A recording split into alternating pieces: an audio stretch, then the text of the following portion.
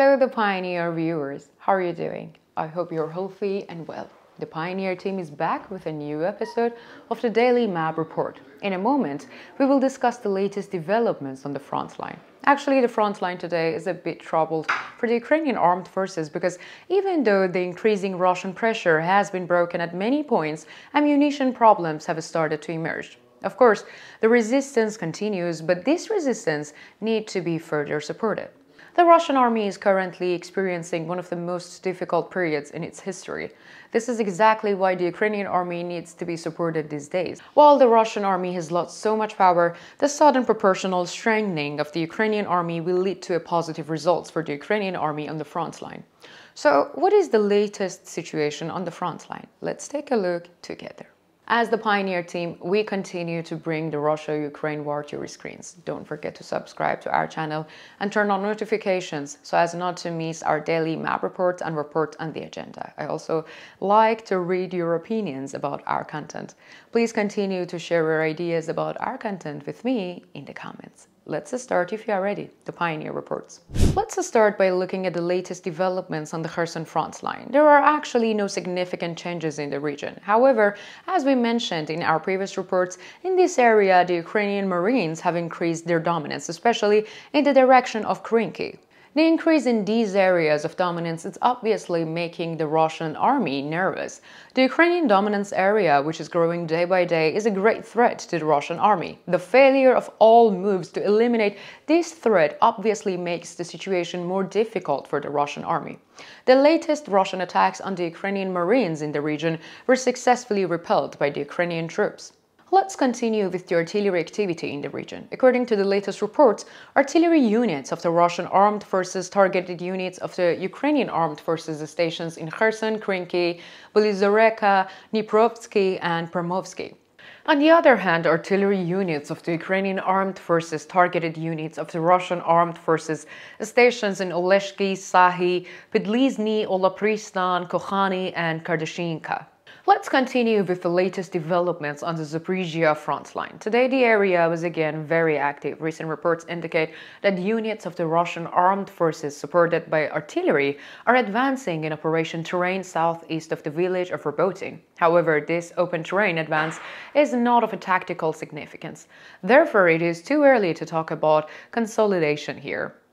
Active fighting continues in the western part of Robotin. Although the intensity has shifted to the south of Robotin, there is still an active struggle here. So far, no border changes have been recorded in the region. Ukrainian armed forces troops continue to hold the initiative, especially on the Verbov line. Although there are no intense clashes in the region, we see an increase in the active operations of the Ukrainian troops there. So the initiative is still in the hands of the Ukrainian army. Let's also look at the artillery activity. According to the latest reports, units of the Russian armed forces targeted units of the Ukrainian armed forces stations in Pityakhatki, Belahoroi, Goliapol, and Malinovka. In turn, artillery units of the Ukrainian armed forces targeted units of the Russian armed forces stations in Kopani, Novoprokopovka, Verbov, Novofedoryovka, and Marfapol. Let's continue with the latest developments in the Voholdar sector of the Zaporizhia front line. According to the latest reports, in this area, units of the Russian armed forces tried to advance towards Zolotoy Niva. However, they did not achieve any success. For a long time, the Russian army had concentrated its offensives in the direction of Stromoyorsk and Yorkhain. However, they seem to have changed their tactics after failing to achieve any results there. This does not seem to have made any difference to the Russian army. The demarcation line is largely stable. We continue with the artillery activity in the area. According to the latest reports, Russian long-range weapons targeted Ukrainian armed forces units stations in Poltavka, Rivnopol, Stromoyorsk, Yorkhain, Prechitotska, Voholdar, and Vlyadny. In turn, artillery units of the Ukrainian armed forces targeted units of the Russian armed forces stations in Priodny, Zabydny-Bazhania, Novodonetsk, and Pavlovka. Okay, let's continue with the latest developments on the Donetsk front line. According to reports, after the shelling, Russian forces continued to attack Novomikhailivka from the southeast and northeast. There is no border changes here at the moment. Ukrainian armed forces continue to protect the village, mostly by paratroopers. Ukrainian paratroopers are performing quite well despite their semi-advanced capabilities. In addition, units of the Russian armed forces supported by long-range weapons attacked Grigoriivka, the town of Krasnohorivka near Permovskoye and the southeastern and northeastern outskirts of the Avdiivka. Among these areas, Avdiivka it stands out. This is because, according to reports, Russian troops have advanced here up to the city limits. However, there is no visual confirmation yet, and this situation is still unclear. Let's also look at the artillery activity in the region. According to the latest reports, units of the Russian armed forces targeted units of the Ukrainian armed forces in Pobeda, Berdiachi, Novobakhmutovka, Alexandropol, and Toretsk. In turn, artillery units of the Ukrainian armed forces targeted units of the Russian armed forces stations in Mariinka, Shtyrmylikhivka, Donetsk, and the village of Krasnohorivka. Let me continue by analyzing the latest developments on the Bakhmut front line.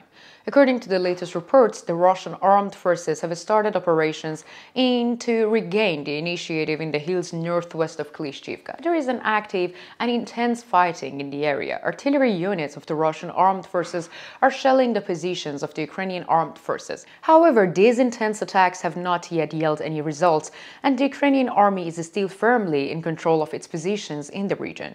Russian troops are also attacking Bogdanovka. Especially in this area, there is an intense counter-pressure by the Ukrainian artillery. This counter-pressure does not move the Russian troops from their positions, and the Ukrainian army continues to hold its positions along the entire front line.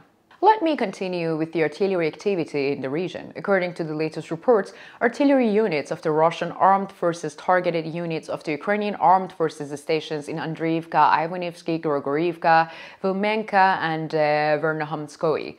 On the other hand, artillery units of the Ukrainian armed forces worked on the units of the Russian armed forces stations in Bakhmut city center and Yahidny. Okay, now it's your turn. What do you think? Do you think Ukrainian forces will continue to dominate in Krinky? How will this dominance affect the Russian army? Do you think the Russian army will have a chance to advance further on the Donetsk front line? What do you think about the unsuccessful Russian offensives on the Bakhmut front line? And do you think the offensive will continue on the Donetsk front line? Let me know in the comments, because as you know, I read and I care and I respond to all of your comments.